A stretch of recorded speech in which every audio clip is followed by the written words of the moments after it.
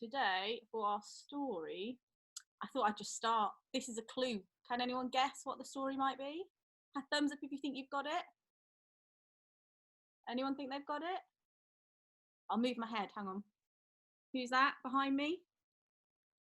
Olivia, can you see who it is? Yeah, Olivia's got it. Hang on, I'll move my head again. Leaning against the tree. Who is it? Yeah, it is Fantastic Mr. Fox. Hold on. Can you see the screen? Can you see the pictures? Yeah. Yes.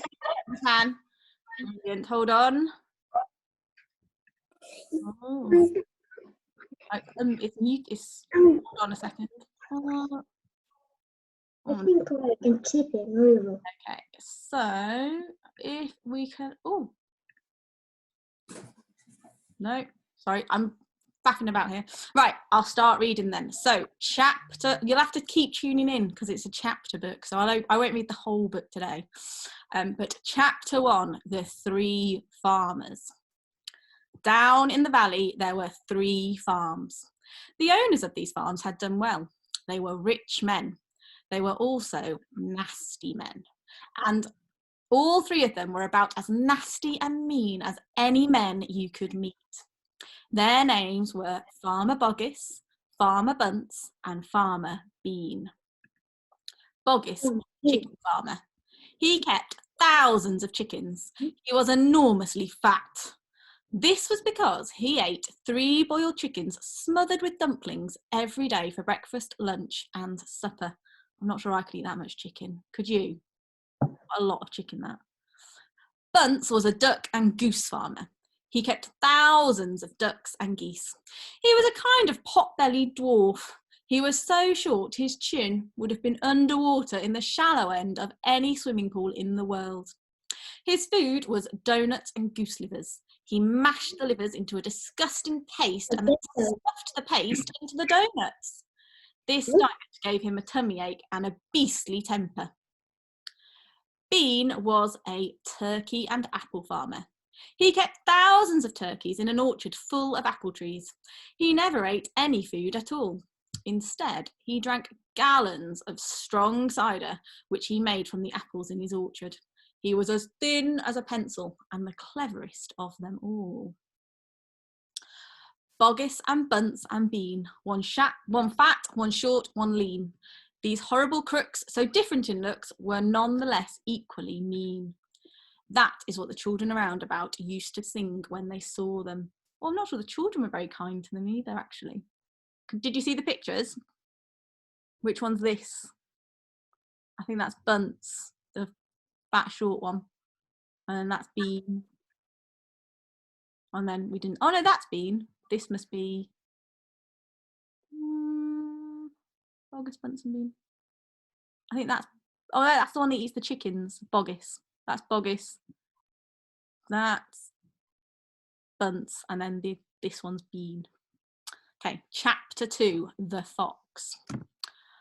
On a hill above the valley, there was a wood. In the wood was a huge tree. Under the tree, there was a hole. In the hole lived Mr. Fox and Mrs. Fox and their 4 small foxes.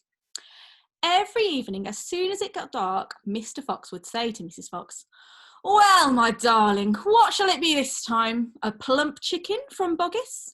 A duck or a goose from Bunce? Or a nice turkey from Bean?"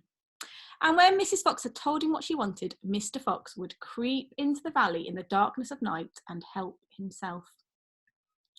Boggis and Bunce and Bean knew very well what was going on, and it made them wild with rage. They were not men who liked to give anything away. Less still did they like anything to be stolen from them. So every night each of them would take his shotgun and hide in a dark place somewhere on his own farm, hoping to catch the robber. But Mr. Fox was too clever for them. He always approached a farm with the wind blowing in his face, and this meant that if any man were lurking in the shadows ahead, the wind would carry the smell of that man to Mr. Fox's nose from far away. Thus, if Mr. Boggis was hiding behind his chicken house number 1, Mr. Fox would smell him out from 50 yards off and quickly change direction, heading for chicken house number 4 at the other end of the farm. "Dang and blast that lousy beast!" cried Boggis. "I'd like to rip his guts out," said Bunce. "He must be killed," cried Bean. "But how?" said Boggis. "How on earth can we catch the blighter?" Bean picked his nose delicately with a long finger. "I have a plan," he said. "You've never had a decent plan yet," said Bunce. "Shut up and listen," said Bean. "Tomorrow night we will all hide just outside the hole where the fox lives. We will wait there until he comes out, then bang, bang, bang, bang." "Very clever," said Bunce. "But first we shall have to find the hole." "My dear Bunce, I've already found it," said the crafty Bean.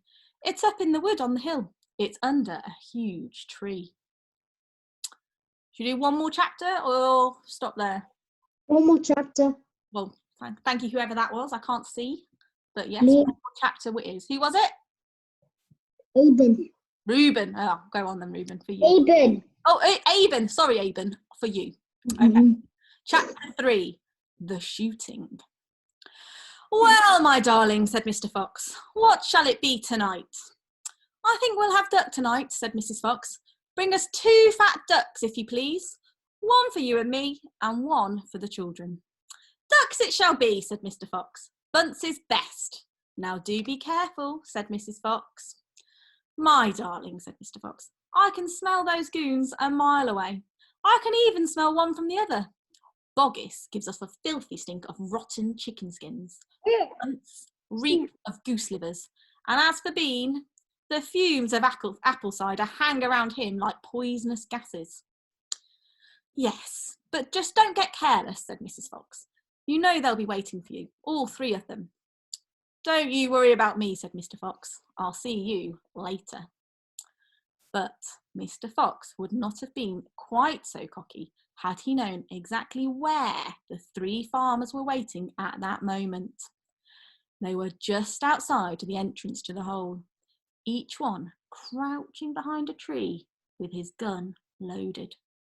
And what is more, they had chosen their positions very carefully, making sure that the wind was not blowing from them towards the fox's hole. In fact, it was blowing in the opposite direction. There was no chance of them being smelled out. Mr. Fox crept up the dark tunnel to the mouth of his hole. He poked his long, handsome face out into the night air and sniffed once. He moved an inch or 2 forwards and stopped. He sniffed again. He was always especially careful when coming out from his hole. He inched forward a little more. The front half of his body was now in the open. His black nose twitched from side to side, sniffing and sniffing for the scent of danger. He found none, and he was just about to go trotting forward into the wood when he heard, or thought he heard, a tiny noise, a soft rustling sound, as though someone had moved a foot ever so gently through a patch of dry leaves. Mr. Fox flattened his body against the ground and lay very, very still, his ears pricked. He waited a long time, but he heard nothing more. It must have been a field mouse, he told himself, or some other small animal. He crept a little further out of the hole, then further still. He was almost right out in the open now. He took a last careful look around. The wood was murky and very still. Somewhere in the sky, the moon was shining. Just then, his sharp night eyes caught a glint of something bright behind a tree not far away. It was a small silver speck of moonlight shining on a polished surface. Mr. Fox lay still, watching it. What on earth was it? Now it was moving. It was coming up and up. Great heavens! It was the barrel of a gun! Quick as a whip, Mr. Fox jumped back into his hole, and at that same instant, the entire wood seemed to explode around him. Bang, bang, bang, bang, bang, bang! The smoke from the 3 guns floated upward in the night air. Boggis and Bunce and Bean came out from behind their trees and walked towards the hole. "Did we get him?" asked Bean. One of them shone a flashlight on the hole, and there, on the ground, in the circle of light, half in and half out of the hole, lay the poor, tattered, blood-stained remains of a fox's tail. Bean picked it up. We got the tail, but we missed the fox, he said, tossing the thing away. Dang and blast, said Boggis. We shot too late. We should have let fly the moment he poked his head out. He won't be poking out again in a hurry, Bunt said. Bean pulled a flask from his pocket and took a swig of cider. Then he said, it'll take 3 days at least before he gets hungry enough to come out again. I'm not sitting around here waiting for that. Let's dig him out. Ah, said Boggis. Now you're talking sense. We can dig him out in a couple of hours. We know he's there. I reckon there's a whole family down that hole, Bunt said. Then we'll have the lot, said Bean. Get the shovels. And that is the end of chapter 3. Oh, hang on, I'm going to stop the share. There we go. And I'll unmute. What did you think? Was it good? Yes. Yeah. Oh, hang on, someone over. Are you excited for part 2 tomorrow? Yeah? Tomorrow. Part 2 of the story tomorrow. Do you think it'll be, what do you think will happen? Anyone got any ideas? Daddy Fox will get back. Well, Daddy Fox will get back, Harry. That's a good idea. Before they get the whole foxes. That's good. I think hopefully the fox will be back in his hole before they start. Who's that with their hand up? Oh, was it Freddie in this classroom? Oh, I can't hear him. I could just see him with his hand up. Do you have an idea? You looked quite thoughtful, Olivia. Do you have an idea what happens? No microphone.